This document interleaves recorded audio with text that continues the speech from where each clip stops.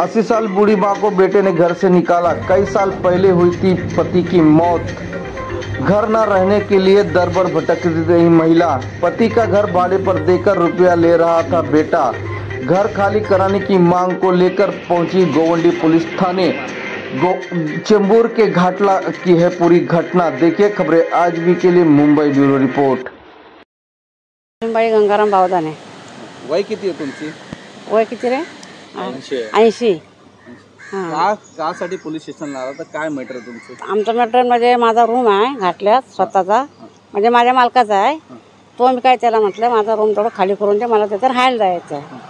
तो भाडोत्रीनं ठेवला आहे, मला काय न विचारता मला काय बोलला ना. आणि तो म्हणतो काय मी तुला विचारलं असं पलटी मारतोय तो. आता तर मी झालं मला काय विचारलेलं नाही.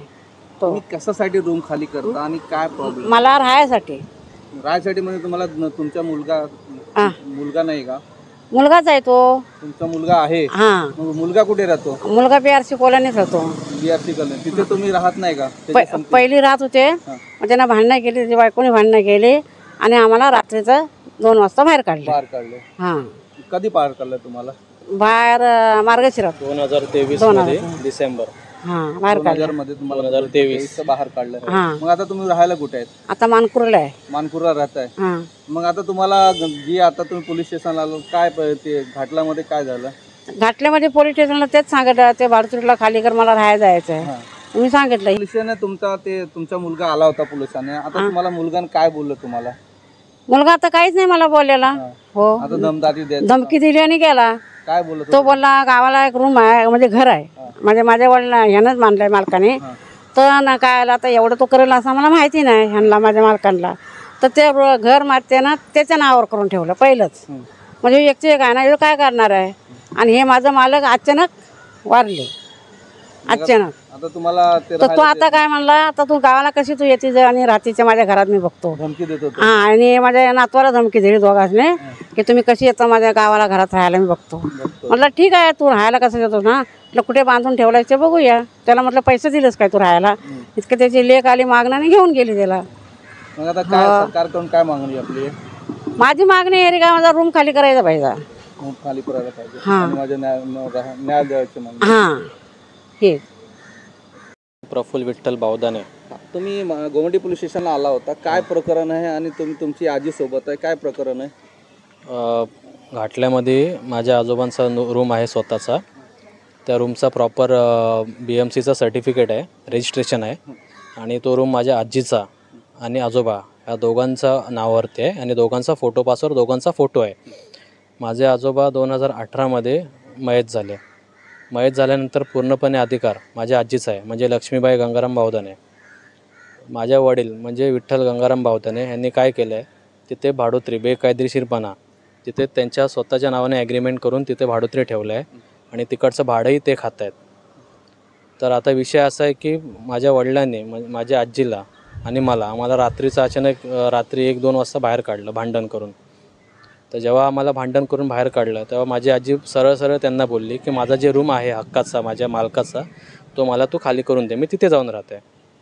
तर ते बोलले नाही, तो तुला खाली करून देणार नाही. मग आम्ही इकडं तिकडं महिनाभर कोणाकोणाच्या घरी राहत होतो इकडं तिकडे. नंतर मी काही ना काय अरेंजमेंट करून एक रूम बघितला रेंटवरती. मग पनवेलमध्ये तळोजा येथे आम्ही रेंटवरती रूममध्ये राहायला गेलो. त्याच्यानंतर आजीने माझ्या वडिलांना सांगितलं फोन करून, तो मला तो रूम खाली करून दे. प्रत्यक्ष तो भाडोत्री म्हणजे लहू पटकारे याच्याकडे पण जाऊन सांगितलं, बाबा माझ्या मुलांनी मला असं बाहेर काढलं आहे, आता हाच माझा एकमेव रूम आहे माझ्या हक्काचा, तिथे मला राहायला द्या. तर तेव्हा तो ॲग्री झाला की हां मी तुम्हाला खाली करून देतो, मला थोडंसं तुम्ही मुदत द्या 10-15 दिवसाची. मग आजी बोलली ठीक आहे चालेल. मग 10-15 दिवसानंतर आजी परत पुन्हा त्याच्याकडे गेली आणि बोलली, बाबा तू खाली करून देतो बोललायस, मग काय केलंस का खाली? तेव्हा त्यांनी सरळ पलटी खाल्ली की मी तुम्हाला खाली करून देणार नाही, हे ॲग्रीमेंट तुम्ही बनवलं नाही, तुमच्या मुलांनी बनवलं आहे, तुमचा मुलगा जर मला बोलला तर मी खाली करून देणार. तर असा नंतर तोही वाद घालायला लागला. त्याने तिकडे शिव्यागाळ केले, तिकडे त्यांनी जा म्हणून सांगितलं, इथे परत येऊ नको. त्यानंतर आम्ही रीतसर वकिलामार्फत त्यांना आम्ही नोटीस पाठवलं. या 2 वर्षामध्ये दोन वेळा नोटीस पाठवलं. नोटीस पाठवूनही म्हणजे वडिलांना म्हणजे विठ्ठल गंगाराम बावदाने ह्यांनाही पाठवलं आणि भाडेकरू म्हणजे लहू पटकरे ह्यांनाही पाठवलं पण तरी त्या नोटीसचं त्यांनी काही दाद घेतली नाही आणि शेवटी त्यांचा हट्टीपणाने त्यांनी रूम काय खाली केला नाही. मग शेवटी आज आम्ही तिकडे गेलो पुन्हा आजीला घेऊन. आजी बोलली मला तिथे जायचं आहे, तू चल माझ्यासोबत. मी ठीक आहे आणि तिला घेऊन गेलो आणि तिथे सांगितलं की बाबा तुला नोटीस पाठवलं, काय हे सगळं मग तू कधी खाली करतो आहेस, अजून खाली का नाही केलास? तर त्यांनी सरळ बोलले मी खाली करणार नाही. तिथे आरेरावीची भाषा करायला लागला, तुम्ही कोण आहे मी तुम्हाला ओळखत नाही आणि पुन्हा तुम्ही इथे आलात तर तुम्हाला आम्ही बघून घेईन. परत त्याची मेवणी आहे, मेवणी पण अंगावर आली माझ्या. त्यावेळेस मी व्हिडिओ शूटिंग करायला करत होतो. तिने माझ्या हातातून मोबाईल वगैरे खेचायचा प्रयत्न केला. म्हणजे आमच्या मुळात हे आमच्या दोघांच्या अंगावर आले, दोघं पण भांडायला लागले. आता सध्या तुमची काय मागणी आहे? मग त्यावेळेस आम्ही लगेच 100 नंबरला कॉल केला. पोलीस लगेच 5 मिनटामध्ये आले. पोलिसांनी तिथे सगळ्यांना शांत केलं. पोलिसांनी आम्हाला पोलीस स्टेशनला बोलवलं, त्यांनाही पोलीस स्टेशनला बोलवलं. पोलिसांना आम्ही सगळं सांगितलं. तर आता पोलीस तर बोलले की रूम खाली करून देणं वगैरे हे आमच्या हातात नाही आहे, आम्ही नाही करू शकत. पण त्यांनी वडिलांना समजावलं वा हे तुझा अधिकार नाही आणि जे तू भाडे करार केला आहेस हा बेकायदेशीरपणा आहे, हे त्यांनी बजावलं पोलिसांनी, विठ्ठल गंगाराम बावदाने यांना.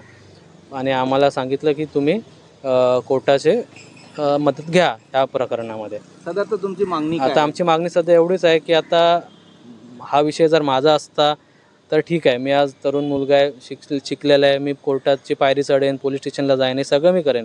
पण हा विषय माझ्या आजीचा आहे. माझ्या आजीचा 80 वय आहे, तिला BP आहे, शुगर आहे, परत तिला हार्टचा प्रॉब्लेम आहे. ह्या वयामध्ये ती कुठच्या पोलीस स्टेशनला जाणार, कुठे कोर्टाकडे जाणार, त्या कोर्टाकडून निकाल लागेपर्यंत ती हयात असेल की नाही हे मी सांगू शकत नाही. मग काय फायदा? तिची शेवटची इच्छा जे ती हक्काची मागते तिथे ती राहू शकत नाही. मग आता एवढीच माझी मागणी आहे, पोलीस असो किंवा सरकार असो, की अशा बाबतीमध्ये त्यांनी काहीतरी एक विचार करावा आणि माझ्या आजीला न्याय मिळवून द्यावा, बस.